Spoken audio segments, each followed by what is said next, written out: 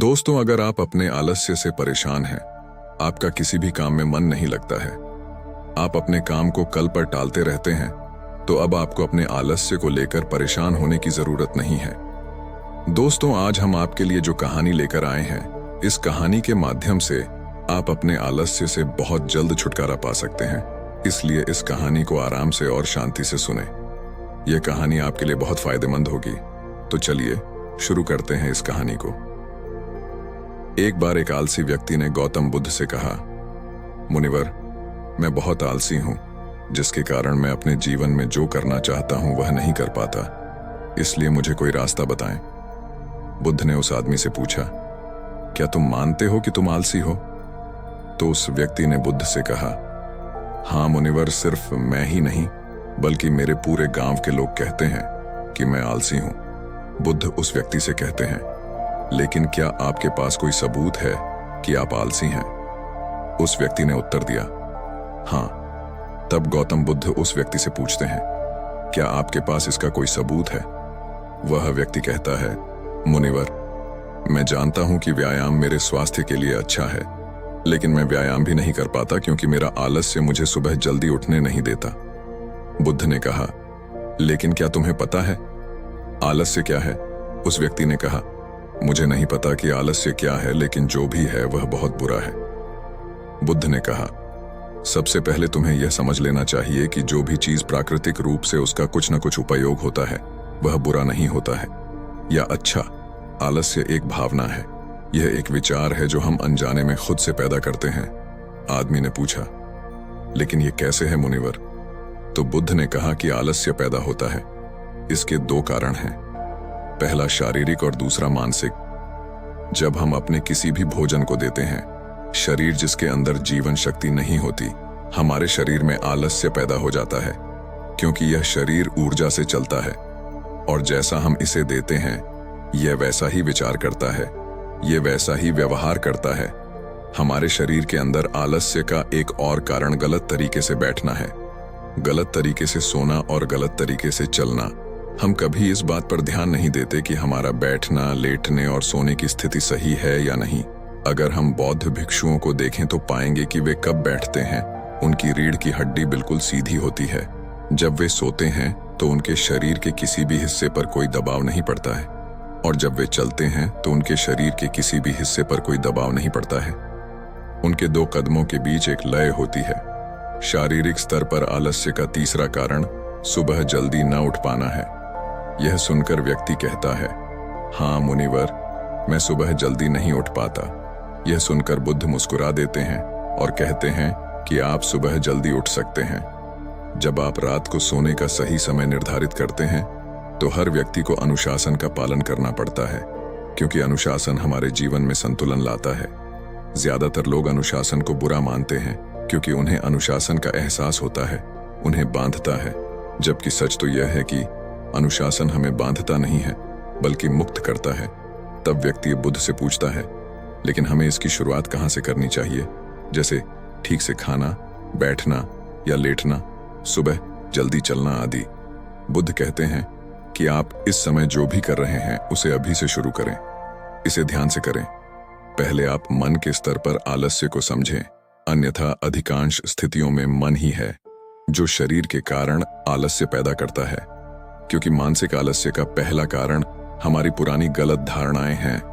हमें लगता है कि हम ऐसा करने में सक्षम नहीं थे, पिछली बार भी ऐसा ही किया था, इस बार भी हम ऐसा नहीं कर पाएंगे।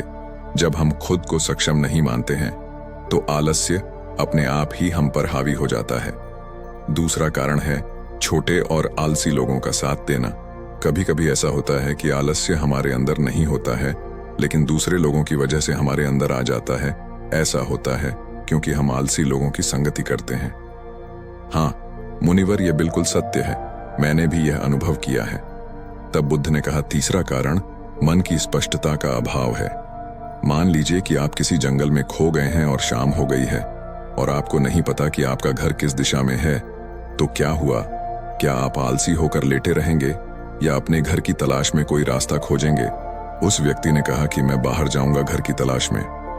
तभी उसने कहा, अगर बहुत कोशिश करने के बाद भी तुम्हें घर का रास्ता न मिले तो तुम क्या करोगे?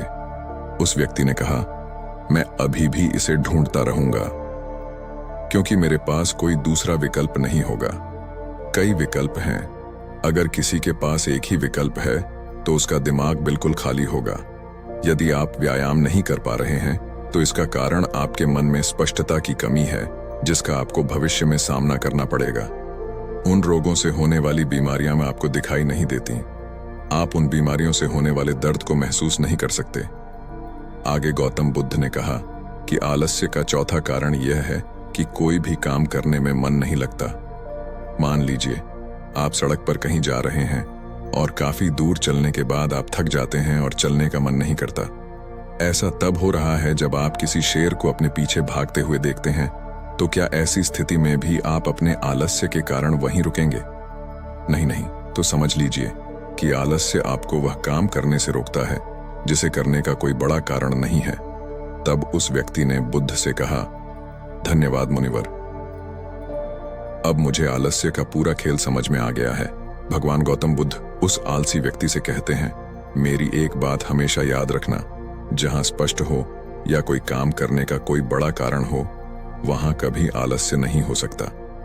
दोस्तों, आलस्य मनुष्य का सबसे बड़ा शत्रु है, क्योंकि आलस्य जीवन में कभी भी प्रगति नहीं कर सकता। चलो, आलस्य मनुष्य को इतना निकम्मा बना देता है कि उसे परिश्रम से घृणा हो जाती है और वह सदैव आराम की अवस्था में ही रहना चाहता है। इसके लिए मेहनत के चश्मे की जरूरत होती है, जो आलसी व्यक्ति के पास नहीं होता। आलसी व्यक्ति को आलस्य दिन ब दिन अपनी चपेट में लेता जाता है, जिसके परिणाम स्वरूप वह दिन ब दिन मेहनत से भागने लगता है।